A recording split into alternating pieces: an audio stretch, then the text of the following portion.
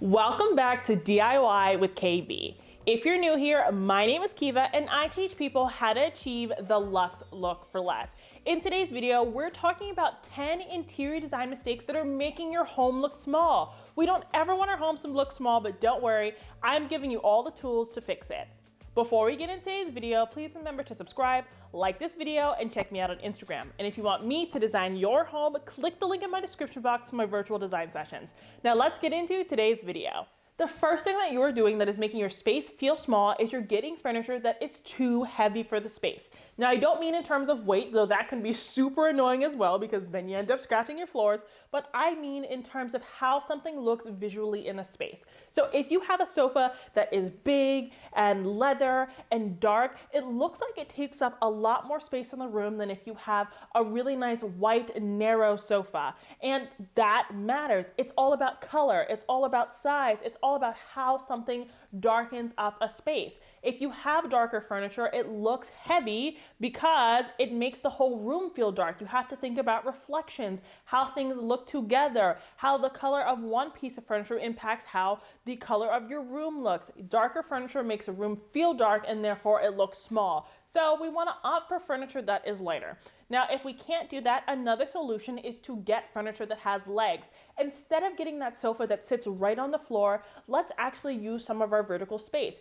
If we have the legs, we have now some open portion near the floor that doesn't make the sofa look like it is completely cluttering the floor. Again, if our floors are more clear, we feel like the room is larger. Just think about your kids' playroom. When there are toys all over, it looks really small, it looks really cluttered, but the second you put everything away in that toy chest, the room looks so much bigger. Last but not least, if we can't get lighter furniture or we can't use legs, what we can also do is wall mount our furniture. Now you can put anything on the wall, again, so that there is space in between the furniture and the floor, so we're not cluttering the floor. Again, the more stuff we have on the floor, the smaller a space looks. That's one of the main takeaways from today's video, but if you remedy this, I guarantee your room is gonna look larger. Not only do we need to worry about our furniture looking heavy in a space, but we also need to worry about purchasing furniture that is the correct size for our space. Now, if your room is 12 feet by 12 feet and you get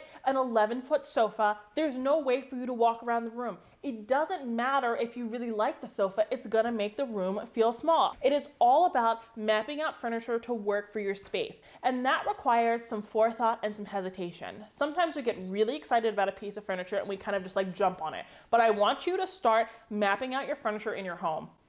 Get some tape and map out the dimensions of the furniture you're thinking about.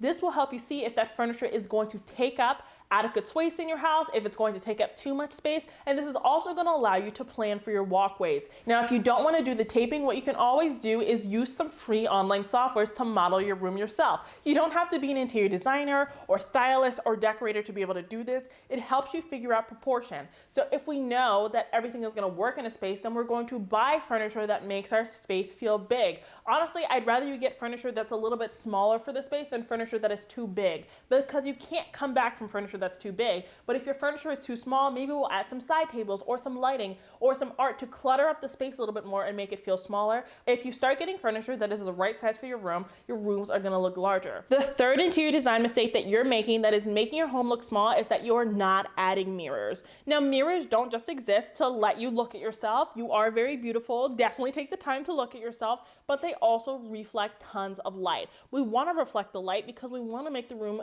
feel brighter. Having bright rooms is never ever a bad thing, except for maybe if you paint the room neon yellow. But honestly, I think you could get away with that as well. But if we add mirrors, we're going to reflect the light that we do have, even if it's coming from windows or lamps or really anything, and it's just going to help the space feel larger.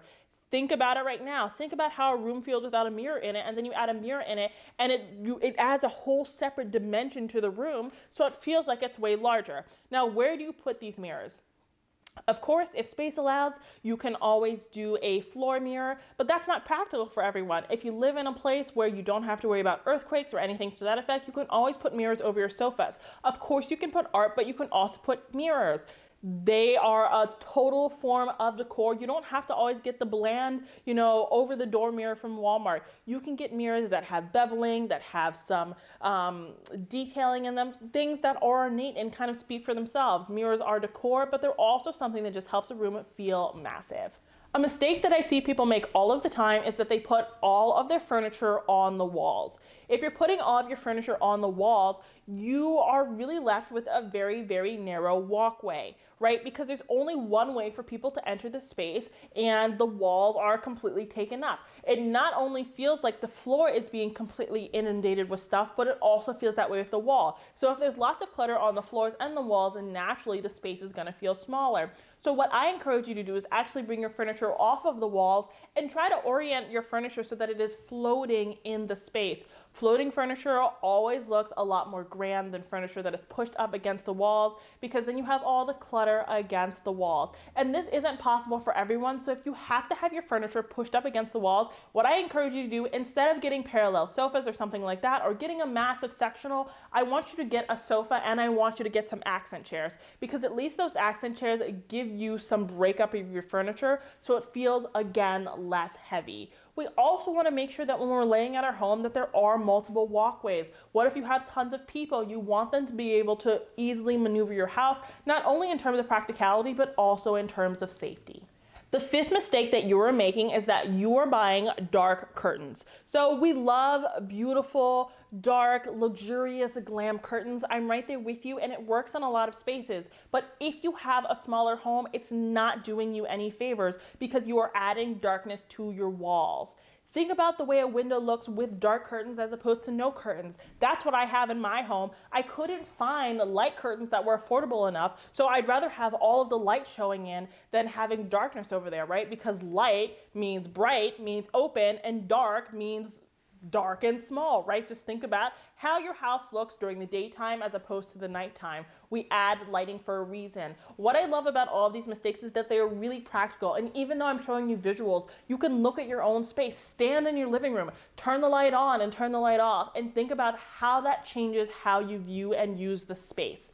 But we want to add light curtains, and we're not even talking about how high I want you to hang them or how wide, but if we get light curtains, we're adding brightness to a wall. Think about how it really transforms a space when you have maybe a gray wall and then you add a white curtain to it, as opposed to getting a gray wall and you're adding a dark curtain to it. That darkness, again, reflects down onto your furniture, onto your floors, and it makes it all feel really dark and dreary. So we don't want to do that. And almost every single case, I want you to choose a curtain that is bright in color. So I want you to do a white, an off-white, a light gray. I want you to keep it as light as possible unless you have a massive space. Some people have that, and that's incredible. But if we go with the bright, we cannot go wrong. Now, this is one of my favorite mistakes of the day. Yes, I have a favorite mistake, but this mistake is that you added an accent wall, a dark accent wall, and you didn't compensate for that with additional lighting. So I know that everyone's saying that accent walls are out. I've even said it, but if you like an accent wall, add the accent wall. It's your home, so we want it to reflect you. But you did the black accent wall or the navy accent wall or the hunter green accent wall, but now it's dark, right? Because you had that white wall before, it looked really nice and bright and maybe sterile, but it was still bright. But now we have the darkness from that wall. Again, it's all about how light's hitting the wall. Without a doubt, it made the room feel smaller. You also need to compensate for that decision with lighting. Add a brighter overhead light, add some task lighting, some floor lighting, some accent lighting. It doesn't matter. A lot of people do these accent walls in their bedrooms. So you did the hunter green accent wall. I love that. I need you to brighten up the room with some lighting. So you didn't have nightstand lamps before, let's add them. Let's add a lamp that's going to add a ton of color. Maybe let's even opt for a lamp that is white in itself. We want the white lampshade and maybe a white base. It doesn't have to be like the shiny ceramic, but we just want to add brighter features to the room. Maybe if we didn't have any sort of overhead lighting or anything exciting, maybe we add in a chandelier. We also add white bedding to the bed. We want to compensate for those dark features that are non-negotiable for us with additional lighting. I'm telling you, it's okay to go dark, but we need to brighten it as a result. Now, I've made this mistake so many times over. I mean, look at my old videos. What you're doing is you're adding furniture to a space that you just don't need. So many people are afraid to have empty walls or empty spaces on walls. Not every wall needs to be filled with a console table, and not every wall requires art. Not every surface needs to be occupied. Having blank walls is okay, because it makes those other pieces really stand out. It makes it look like they're intentional, like they have significance. It makes me stop and look at them and see how you've put that together. If there are tons of tables everywhere, each thing, I'm not gonna stop and look at everything because you just have tables galore. Leave spaces empty. Not only does it look less cluttered, but you're literally physically taking up less space. Therefore, it doesn't look like your room is smaller. Something that I see people do is they paint their walls colors. There's nothing inherently wrong with color. I think colors work really well in rooms that have a lot of natural light or lighting in general. But the best thing you can do for a dark room is to paint it white. If you paint something white, it's gonna look larger. Let's just talk about my guest room. This is the before picture of it. It looks so dark, it looks small. Even though there's not too much stuff in there, it just looks like a small like cave, right? Which we don't love. All we did, the main modification that we did is we painted it white, and now it looks massive. White just brightens everything up and it makes it look taller. So if you're open to white, I encourage you to paint your walls white. And white doesn't have to mean sterile. You can paint your walls white and accessorize. I'm not saying paint your walls white and then leave it completely bare. Put art up there, put mirrors up there, add furniture. You can do all of those things. White makes a room feel larger, and therefore you can fill it with more things. The next mistake that you're making is that you are not adding details that draw your eyes upward. So if we're putting up art or anything like that, obviously we want it all to be at eye level. Same thing goes for your television. You don't want to hang your TV 10 feet up in the air when you're sitting, at 2 feet. That's not what I'm saying. But if you have a large wall where you don't need to like sit and stare at it, there's like a lot of dimension. If you're doing something like a gallery wall, we want to add things that draw your eye upwards. Use those really tall ceilings. If you don't want to do art, what you can also do is add chandeliers. Chandeliers are just visually more interesting than normal like ceiling fans. So if you don't use that ceiling fan, you don't need it, swap it out for a chandelier. You're gonna add something really decorative and pretty or ornate up top, and therefore my eyes are going to be drawn upward, and therefore I'm not just looking down at the floor. But if you get something that is the right size, you're going to add visual interest, you're going to draw the eyes upward, and it's just going to make your house look even brighter because you're adding an additional light source. The last interior design mistake that you're making that is making your house feel small is that you're adding a lot of floor storage. We always feel inclined, again, to add a lot of console tables, to add maybe like some hall trees or something like that. But we're adding a lot of stuff on the floor, and we're just taking away square footage because we're narrowing the walkway. When you're walking through the space, you're more likely to like knock your arms on things. And again, that just makes the space feel smaller, and you're just like irritated at that point. So what I want you to do is use some wall-mounted storage and actually use your hall closets. Sometimes we really want that decor, so we put our coats in the entryway on like a wall tree, but let's just actually use that hall closet. Let's get rid of all that stuff in that closet that we don't actually use and keep our hallways pretty minimal. If you do want to add storage to the hallway, get some hooks, wall mount your stuff so it's sitting there. Instead of adding furniture in the entryway, just add a rug. It'll create some visual interest. Sure, it makes it look a little bit smaller, but it doesn't make it as small as adding tons of tables does.